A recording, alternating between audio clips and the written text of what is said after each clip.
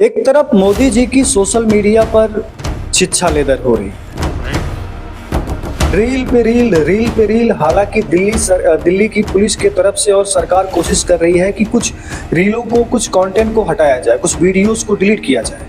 मगर ये है कि जनता अब, और खासकर जन जी यानी कि जो नए उम्र के लड़के हैं, युवा हैं, वो दरअसल लगातार उनके ऊपर उनकी मीम्स बना रहे हैं।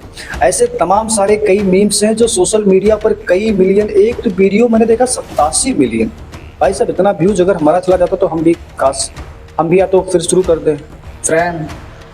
तो कुल मिला के बात यह है, एक तरफ सोशल मीडिया जो है मोदी जी के और उनकी छवि के पीछे पड़ा हुआ है, दूसरी तरफ संसद में आज प्रियंका गांधी, अखिलेश यादव ने तो कमाल किया। प्रियंका गांधी के कुछ ऐसे भाषण हैं जिनको सुनना चाहिए और समझना चाहिए कि उनके भाषण में क्या चीज़ें अच्छी थी।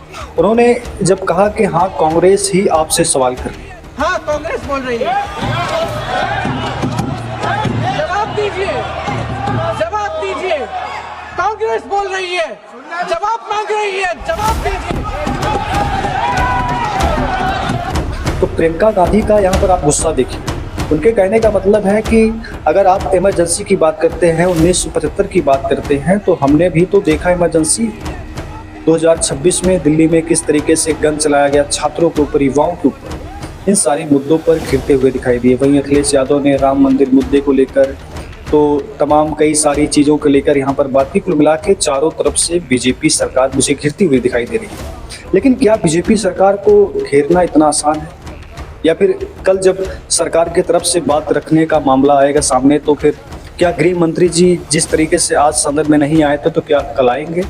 मुझे लगता है कि आना पड़ेगा उनको, क्योंकि सारे सवाल उन्हीं के ऊपर है। तो वो तैयारी करके आएंगे और 1975 कांग्रेस यहीं पर वो सिमटे रहेंगे। और ये कुछ राज्यों में जो पेपर लीक हुआ, यही सब बातों पर चलेगा। खैर, आपकी क्या राय कमेंट में जरूर बताइएगा। धन्यवाद, नमस्कार। आपको संकट से बचा लिया। और अगर अखिलेश जी तो समाजवादी है। मैं पूछना चाहता हूं कि छात्रों का आंदोलन के बाद सरकार उनका बात सुन के पार्लियामेंट में बिल लेके आता है, ये अच्छा है? या जो आंदोलन होता है तो उसको कुचलने के लिए देश में इमरजेंसी लगा देता है, वो अच्छा? आप बता दीजिए।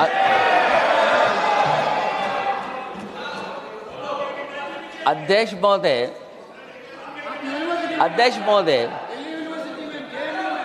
महोदय, मैं इमरजेंसी को तो नहीं देखा हूं, लेकिन इमरजेंसी में क्या क्या हुआ है वो अभी दिल्ली की राजधानी में भी देखने को मिल गया है। आंसू के गैस के गोले और लकड़ी में लगा हुआ कुछ कील का और कांटे की चीजें, उस समय करंट नहीं लगाया जाता था, इस बार करंट लगाया गया है। तो ये इमरजेंसी के बराबर ही हुआ है हमला, कम नहीं है। इमरजेंसी से कम अन्याय नहीं कर रहे हैं आप लोग।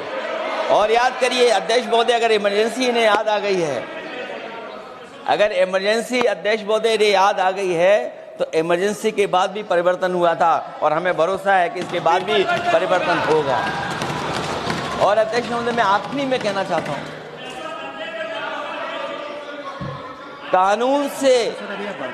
कानून से नहीं, नियत साफ होगी तब नीट का परीक्षा साफ होगी। सवाल कानून का नहीं है, आपकी नियत साफ नहीं है। और जिस समय आपकी नियत साफ होगी तो परीक्षा भी साफ हो जाएगी। और हमारे साथी जो कुछ और बातें उठा रहे हैं, आज मौका नहीं है, लेकिन आपको भगवान भी माफ नहीं करेंगे, क्योंकि आप चढ़ावा चोरी में शामिल हुए हैं।